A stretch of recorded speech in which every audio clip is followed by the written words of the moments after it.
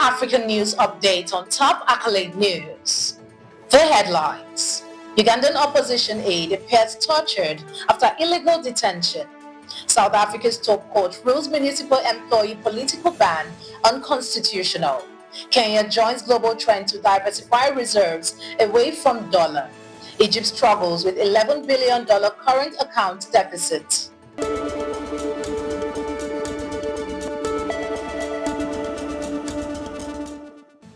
We start with the focus in politics.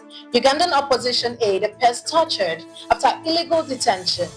Ugandan opposition bodyguard Aide appeared in court this week showing visible signs of torture days after President Yoweri Museveni's son claimed on social media that he had captured and held Mutwe in a private basement using him as a punching bag.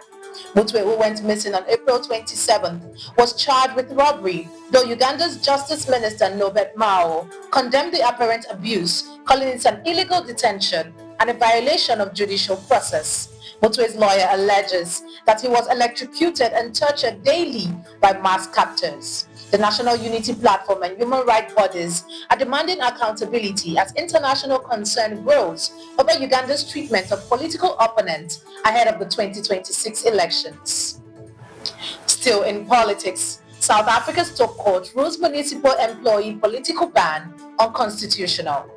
In a split decision, South Africa's Constitutional Court has upheld a Labour Court ruling that declared the law banning all municipal employees from holding office in political parties unconstitutional.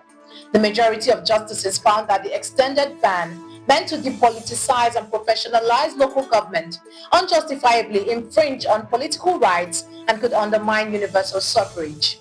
While the government argued that the ban was necessary to address political interference and poor service delivery, the court ruled it was overly broad and disproportionate, especially for junior employees with limited influence. A minority of justices dissented, warning that political influence could undermine effective governance and service delivery. Shifting focus to economy, Kenya joins global trend to diversify reserves away from dollar. The Central Bank of Kenya is exploring the option of increasing its gold reserves in a strategic move to reduce reliance on foreign currencies, particularly the US dollar. The Central Bank of Kenya governor said that a dedicated team is assessing the feasibility of gold purchases to hedge against currency volatility and boost financial stability. With just 0.02 tons of gold currently held, the initiative signals Kenya's alignment with a broader global trend of de-dollarization. Amid rising concerns over U.S. fiscal policy, inflation, and geopolitical use of financial sanctions, many central banks are ramping up gold acquisition to diversify their reserves and shield their economies from dollar-related risk. Still in economy, Egypt struggles with $11 billion current account deficit. Egypt's central bank has announced an overall balance of payment deficit of $502.6 million for the first half of 2024/2025 fiscal year, driven by a significant current account shortfall of $11.1 billion. Despite this, the country saw a net inflow of around $7.9 billion in capital and financial transactions, offering some relief amid persistent economic pressures. The figures highlight Egypt's ongoing struggle to balance external accounts as it navigates rising import costs, debt obligation, and efforts to attract foreign investment. You are watching the African News Update on Top Accolade News. Do stay with us. Still to come.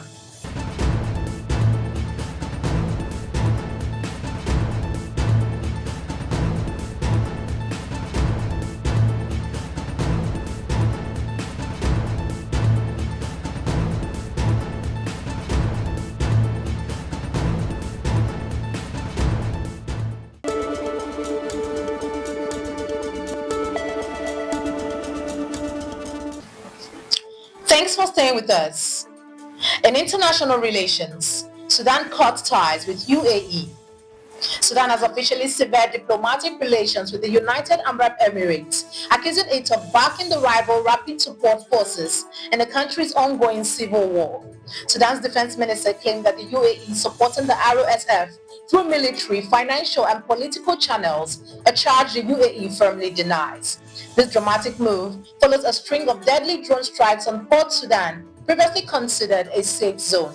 In response, Sudan will shut down its diplomatic missions in the UAE and recall its ambassador. The RSF has not commented on the attacks, but the Sudanese military blames them for the violence. Meanwhile, the International Court of Justice recently dismissed Sudan's genocide complaint against the UAE on the legal technicality, as the humanitarian crisis deepens with thousands dead and millions displaced. Still in international relations, Zambia and DRC pledge stronger bilateral ties and regional integration.